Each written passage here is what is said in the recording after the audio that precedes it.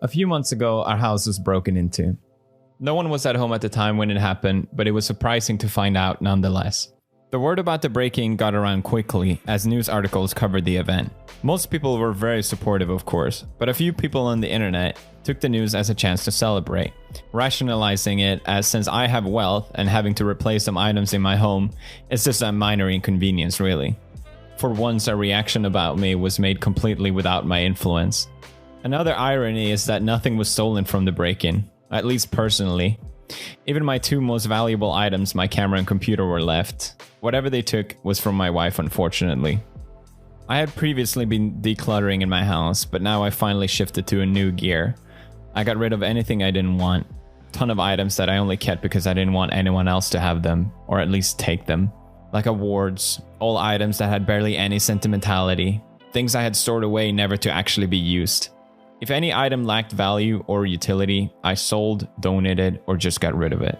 At this same time, I was reading about Diogenes, the ancient Greek philosopher, who only lived with one item in his possession, which was a wooden bowl. Even this he got rid of on the day when he saw a peasant boy drinking water by cupping his hands. He tossed the bowl away and said, "Fool that I am, to have been carrying this superfluous baggage all this time." There are many stories about Diogenes.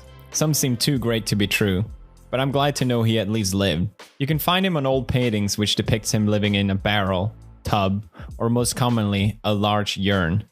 If you know about Diogenes, you most likely already know of his famous encounter with Alexander the Great. Alexander had heard about Diogenes' philosophy and was personally intrigued by him. So one day, he sought out Diogenes, who was relaxing on a field in the morning sun. Alexander asked Diogenes if there's any favor he could do for him. He would do it. Diogenes then replied, "Yes, by moving away, since you're covering the sun." Alexander declared shortly after, "If I wasn't Alexander, then I wish to be Diogenes." This is such a perfect example of two extremes meeting each other.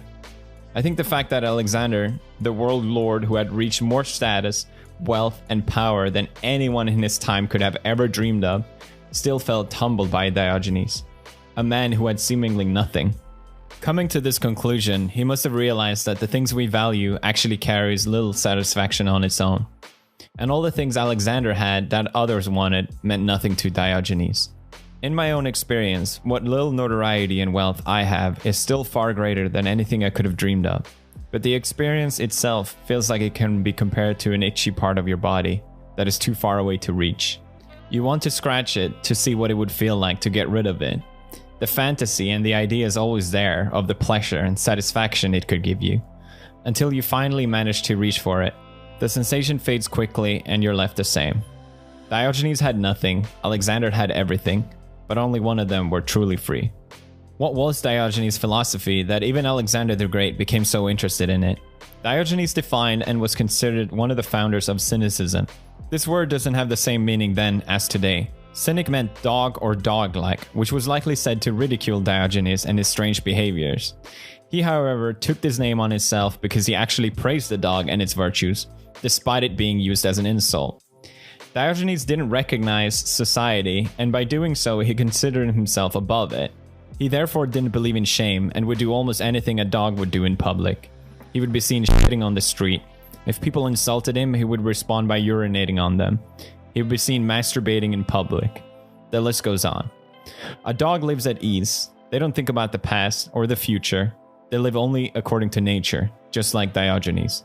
Despite his obscene actions, Diogenes was still a philosopher. But unlike many of his peers, he didn't recognize metaphysical ideas, since to him they are a waste of time and a distraction from the moment. Diogenes even had many famous encounters with one of my favorite philosophers, Plato. These stories are also really great.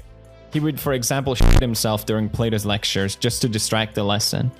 But my favorite story is during one of Plato's lectures, he was discussing the metaphysical idea of forms. Plato said that all things have a pure essence. Each thing has a form that defines their true being. Diogenes, who didn't like metaphysical ideas, challenged Plato and pointed towards a cup on a table. "What about this cup?" he said. "Is there an eternal, perfect cup somewhere?" Plato responded, "Yes. In fact, a cup can take many different forms, but there is a perfect form of cupness that resides inside your head. Then he supposedly insulted Diogenes on his simple-minded take of his complex ideas. Diogenes then responded, "What about the emptiness inside the cup? Is there a perfect form of emptiness that exists as well?" Plato paused for a moment to think, but before he got to answer, Diogenes pointed to Plato's head and said, "I think you'll find it's in here, where the emptiness resides." Finally, about Diogenes' death. There isn't much confirmed about this either. Some people say he got poisoned by eating raw meat. Others insist strongly that Diogenes died one day when he decided to hold his own breath. Diogenes' final wish wasn't for a proper burial, but rather to be thrown over the gates of the city to have the rodents and animals feast on his body, as a way for him to give back to the earth what he had taken from it. Diogenes throughout history has often been referred to as Socrates gone mad. Their minds were very different. What they both share is that neither of them wrote down their own ideas. They lived them instead. I don't think you'll see me living in a barrel anytime soon, but I think there's a lot to learn from Diogenes. I find it funny how I lost more items reading about him than actually getting robbed did.